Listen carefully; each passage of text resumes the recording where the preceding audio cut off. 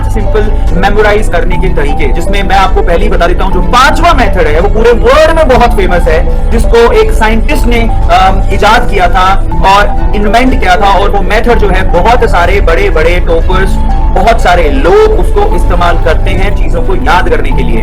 ठीक है, तो पहला मेथड माइंड प्लेसेस। मेरी बात ध्यान से सुनना, माइंड प्लेसेस इसका क्या मतलब है मैं आपको समझाता हूं। देखो आप लोग, हमारा जो माइंड है वो कैसे काम करता है। हमारा माइंड, अगर आप अपने माइंड को अपनी स्टडी में एक रूटीन दे दो, रूटीन का मतलब समझो एसोसिएट की information with the familiar root.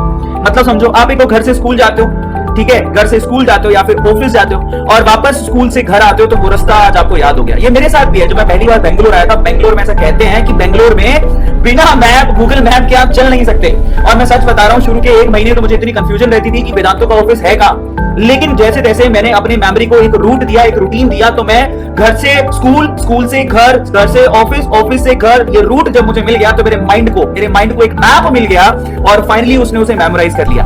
ये रिपीटेटिव एक मैप दिया जिसको मैंने एक रास्ता खोज लिया। घर से स्कूल जाने के रास्ते बहुत सारे थे, एक रास्ता जब मैंने खोज के उसी रूटीन को फॉलो करते रहा तो मेरे माइंड ने उसको पकड़ लिया और आज मुझे वो अच्छे से याद है ना। और शायद अगर मैं 5 साल के लिए बाहर भी चला जाऊं और फिर मैं वापस आऊं, तो मैं शायद उस रास्ते से वापस घर से अपने ऑफिस या स्कूल पहुंच जाऊंगा, कोई प्रॉब्लम नहीं आएगी। अब यहां से हमें क्या समझ में आता है, ये रूटीन, ये माइंड मैप आपको अपनी स्टडी में भी याद रखने चाहिए, बनाने चाहिए। माइंड मैप बहुत पावरफुल टूल्स होते हैं आपके माइंड को शार्प बनाने के लिए। एक ऐसा रूटीन देते हो जो कि आप लोगों को एक सीक्वेंस देता है जिससे आपका दिमाग और आपकी मेमोरी पढ़ने लगती है। तो ये पहला सिंपल तरीका है। चलते थोड़ा और आगे, माइंड मैप में एक और चीज होती है, एसोसिएट विद प्लेस।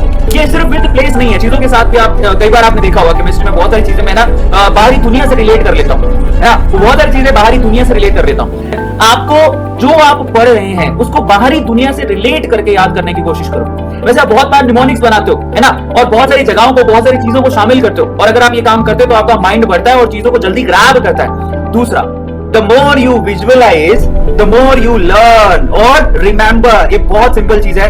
आप किसी बुक में सिर्फ पढ़ रहे हो तो याद नहीं होगा, लेकिन अगर आप पढ़ने के साथ साथ विजुअलाइज कर रहे हो तो याद हो जाएगा। माइंड में विजुअलाइज करते हो चीजों को तो आप बहुत शार्पली याद कर सकते हो। सो विजुअलाइज करो, ड्रीम करो, जो आपने पढ़ा उसको सोचो आंखें बंद करके एक बार। और मैं ये काम बहुत बार करता हूँ, विजुअलाइज करने का काम बहुत बार करता हूँ। मैं क्या करता हूँ, मैं अगर कोई चीज पढ़ लेता हूँ तो उसके बाद मैं आंखें बंद करता हूँ, थोड़ी देर किताब को साइड में रख देता हूँ और जो मैंने पढ़ा उसको विजुअलाइज करने की कोशिश करता हूँ, कोई स्टोरी बनाने की कोशिश करता हूँ। बहुत बार मेरे को चीजें बहुत आसानी से याद हो जाती है क्योंकि मैं ना आसपास की चीजों से उन चीजों को रिलेट कर लेता हूं। उसके बाद ये बहुत इंपॉर्टेंट है, जो भी पढ़ रहे हो, make a story for what you read. आपने जो पढ़ा उसको स्टोरी की तरह याद करो। जब 2 चीजें होती है, पहला तो आप क्या करो, जो आप कॉन्सेप्ट पढ़े हो उसको विजुअलाइज करो, आंखें बंद करके उसको याद करने की कोशिश करो, किसी बाहरी दुनिया से उसको रिलेट करो। दूसरा, आप कोई अगर सीक्वेंस वाली चीज पढ़ते हो तो उसकी स्टोरी बना लो जिससे आपको बहुत शार्पली याद हो जाएगा। सेंसर्स